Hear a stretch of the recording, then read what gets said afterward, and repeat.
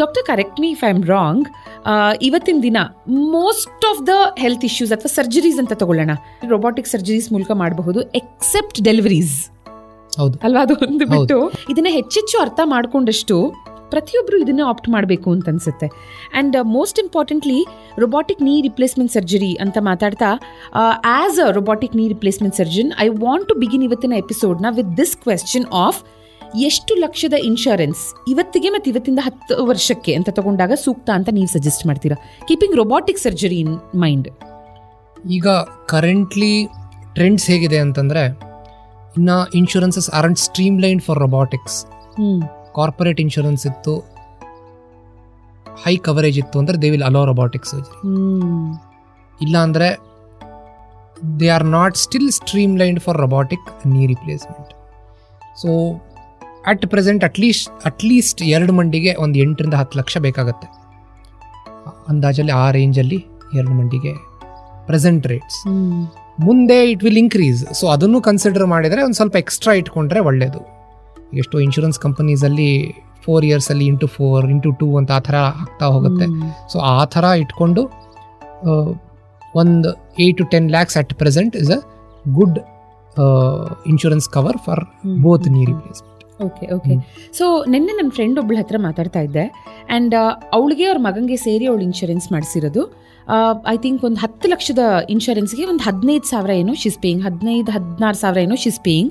So ಅವಾಗ ನಾನು ಅವಳಿಗೆ ಸಜೆಸ್ಟ್ ಮಾಡ್ತಿದ್ದೆ, ಒಂದು 50 ಲಕ್ಷದ ಇನ್ಶೂರೆನ್ಸ್ ಮಾಡಿಸಬಹುದಲ್ಲ, ಇಟ್ ಈಸ್ ಆಲ್ವೇಸ್ ಗುಡ್ ಅಂತ. ಆ್ಯಂಡ್ ಅವಳ ಇಮಿಡಿಯೇಟ್ ಅಸಂಪ್ಷನ್ ಅಥವಾ ರೆಸ್ಪಾನ್ಸ್ ವಾಸ್ 10 ಲಕ್ಷಕ್ಕೆ 15,000 ಅಂದರೆ 50 ಲಕ್ಷಕ್ಕೆ 15 into 5 ಅಂತ. That is what she thought. But actually ನೀವು ಹೆಚ್ಚೆಚ್ಚು ಮೊತ್ತಕ್ಕೆ ಹೋದಷ್ಟು it is not like insurance amount double ಆದರೆ ನನ್ನ ಪ್ರೀಮಿಯಮು ಡಬಲ್ ಆಗುತ್ತೆ ಅಂತ. ಸ್ವಲ್ಪ ಅದನ್ನು ಜನ ಚೆಕ್ ಮಾಡಿ ಒಂದು 25 ಲಕ್ಷ 50 ಲಕ್ಷಕ್ಕೆ ಮಾಡಿಸಿದ್ರೆ ತುಂಬ ಏನು ಡಿಫ್ರೆನ್ಸ್ ಬರಲ್ಲ ಇನ್ ದಟ್ ಪ್ರೀಮಿಯಂ ಅಮೌಂಟ್ ಅಂತ ಈ ಮೂಲಕ ಹೇಳೋದಕ್ಕೆ ಇಷ್ಟಪಡ್ತೀನಿ. There are a lot of good insurance options ಇವತ್ತಿನ ದಿನ. And gone are the days where in 3 lakh 5 lakh ಇವತ್ತಿನ ದಿನ ಏನಕ್ಕೂ ಸಾಲಲ್ಲ. ಲಾಸ್ಟ್ ಇಯರ್ ಡೆಂಗ್ಯೂ ಆಗಿ ಅಡ್ಮಿಟ್ ಆಗಿದ್ದೆ ನಾನು, ಆ್ಯಂಡ್ 2 ದಿನ ಅಷ್ಟೇ, 2-3 ದಿನ ಅಡ್ಮಿಟ್ ಆಗಿದೆ ಹಾಸ್ಪಿಟಲಿ, close to 1 lakh bill. And surgery ಅಂದರೆ ವಿ ಕ್ಯಾನ್ ಇಮ್ಯಾಜಿನ್ ಎಷ್ಟಾಗಬಹುದು ಅಂತ. So yes, robotic surgery, especially robotic knee replacement surgery ಅಂತ ಮಾತಾಡ್ತಾ, ಡಾಕ್ಟರ್ ನಮಗೆ ಎಕ್ಸ್ಪ್ಲೈನ್ ಮಾಡಬಹುದಾ ನೀವು what exactly is haptic boundary ಅಂತ? ಬಿಕಾಸ್ ನೀವು ಇದನ್ನು ಎಕ್ಸ್ಪ್ಲೈನ್ ಮಾಡಿದಾಗ ನಮಗೆ ಯಾಕೆ ನಾವು ರೊಬಾಟಿಕ್ ನೀ ರಿಪ್ಲೇಸ್ಮೆಂಟ್ ಸರ್ಜರಿಗೆ ಹೋಗಬೇಕು ಅಂತ ಗೊತ್ತಾಗುತ್ತೆ.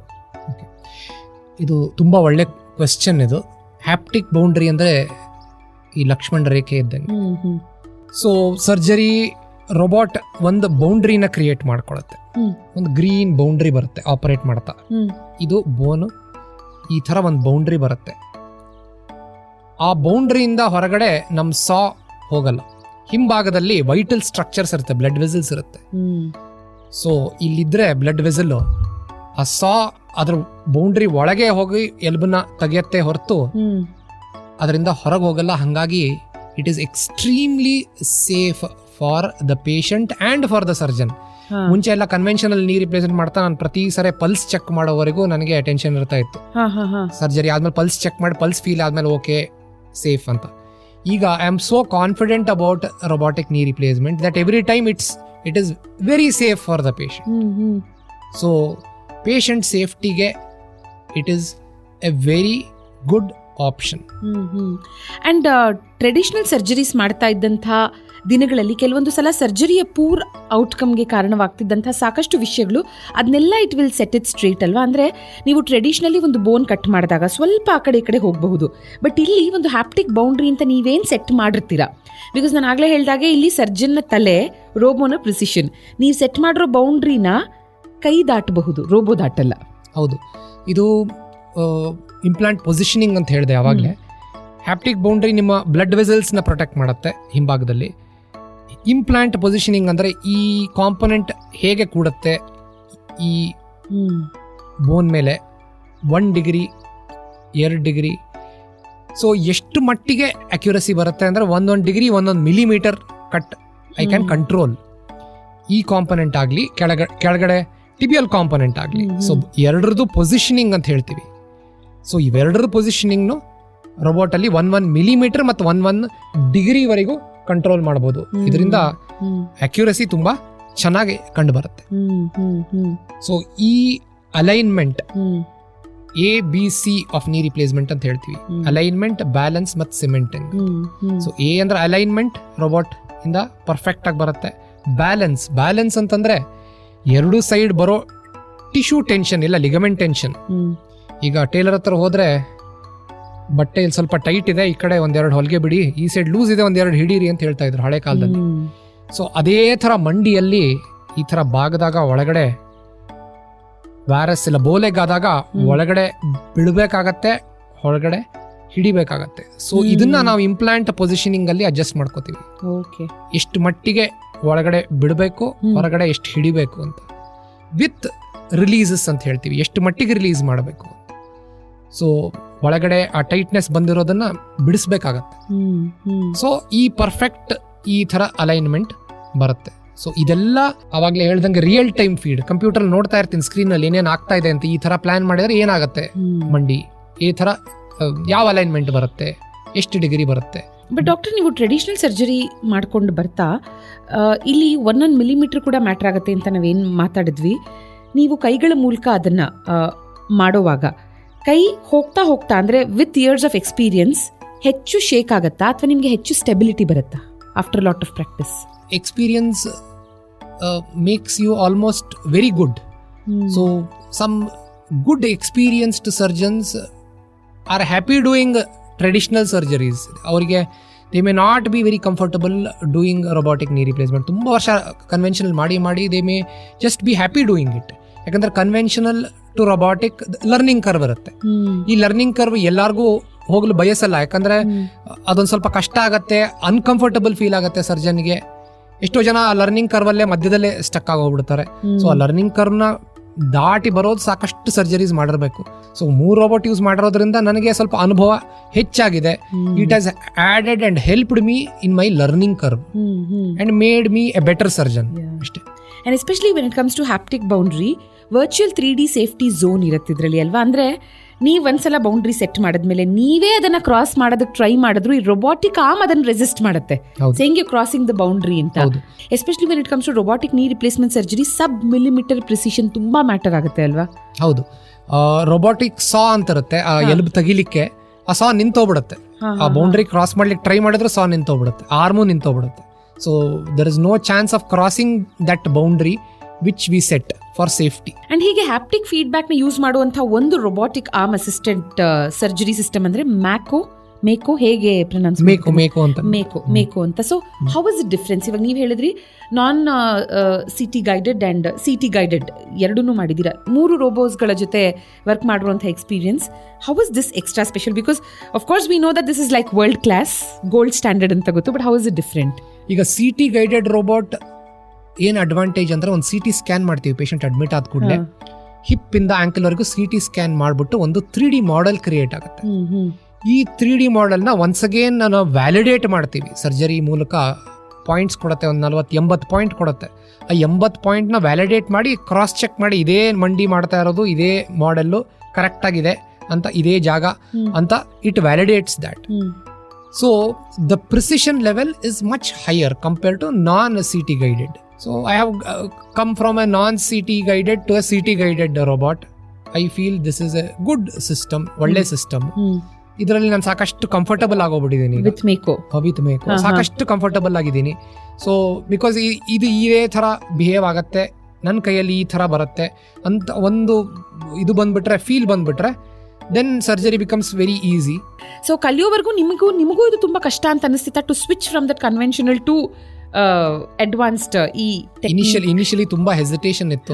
ಸೊ ಫಸ್ಟ್ ರೊಬೋಟಿಕ್ ಮಾಡಿದಾಗ ನಾವು ಒಂದು ಮಂಡಿ ನಾನ್ ರೊಬೋಟಿಕ್ ಮಾಡಿದೆ, ಇನ್ನೊಂದು ಮಂಡಿ ರೊಬೋಟಿಕ್ ಮಾಡಿದೆ ಒಂದೇ ಪೇಷಂಟ್ ಮೇಲೆ. To convince myself x ray ನೋಡಿದೆ ಎರಡರದ್ದು. Then I felt okay this is the way to go ಅಂತ. 3-4 years ಬ್ಯಾಕ್ ಸ್ಟಾರ್ಟ್ ಮಾಡಿದ್ದು.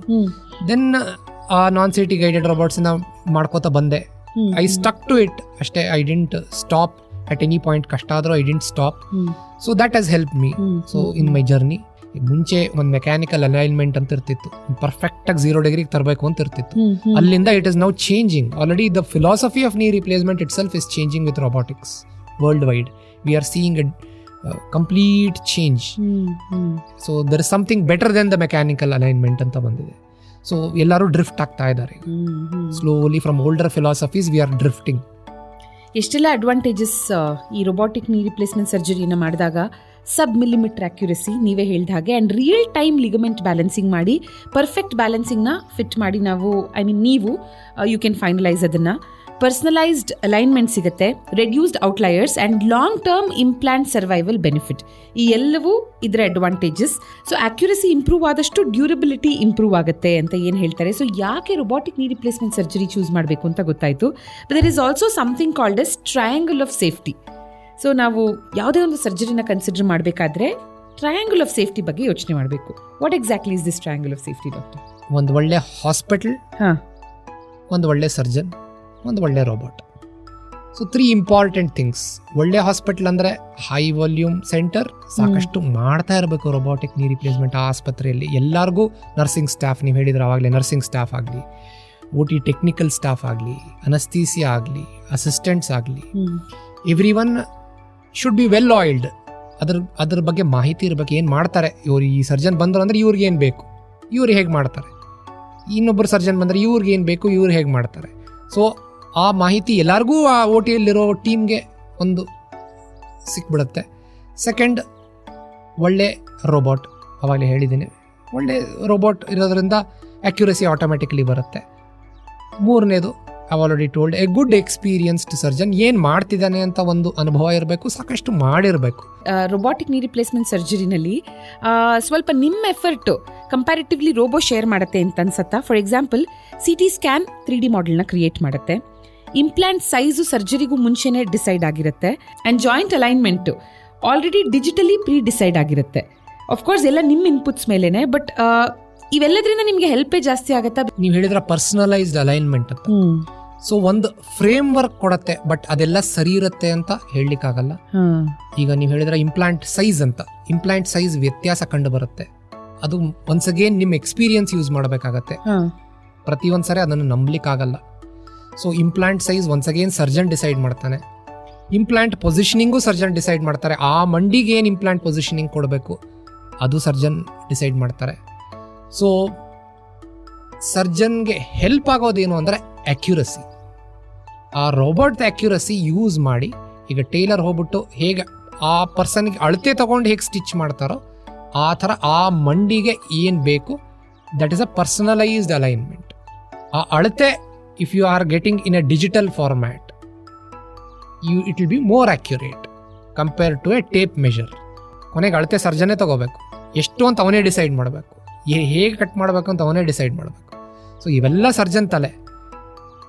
That information in digital format for accuracy robot help ಮಾಡುತ್ತೆ. ಡಾಕ್ಟರ್, ನಮ್ಮ ಮುಂದಿನ ಎಪಿಸೋಡಲ್ಲಿ exactly robotic knee replacement surgery ಹೇಗೆ ನಡೆಯುತ್ತೆ ಅಂತ ನೀವು ನಮ್ಗೆ ಎಕ್ಸ್ಪ್ಲೈನ್ ಮಾಡೋದು ಮಾತ್ರ ಅಲ್ಲ, you have a lot of footages as well. ಅದನ್ನು ಕೂಡ ನಮ್ಮ ವ್ಯೂವರ್ಸ್ಗೆ ತೋರಿಸ್ತಾ ಲೆಟ್ಸ್ ಟಾಕ್ ಅಬೌಟ್ ಇಟ್. ಒಂಥರ ರಿಯಲ್ ಟೈಮಲ್ಲಿ ಅವರು ಅದನ್ನು ವಿಟ್ನೆಸ್ ಮಾಡ್ದಾಗಿರಲಿ. ಆ್ಯಂಡ್ ಆಲ್ಸೋ ಸಾಕಷ್ಟು ಬೇರೆ ಬೇರೆ ಥರದ ಪೇಷಂಟ್ಸ್ಗಳ ಮೇಲೆ ನೀವು ಆಪ್ರೇಟ್ ಮಾಡಿರ್ತೀರಾ.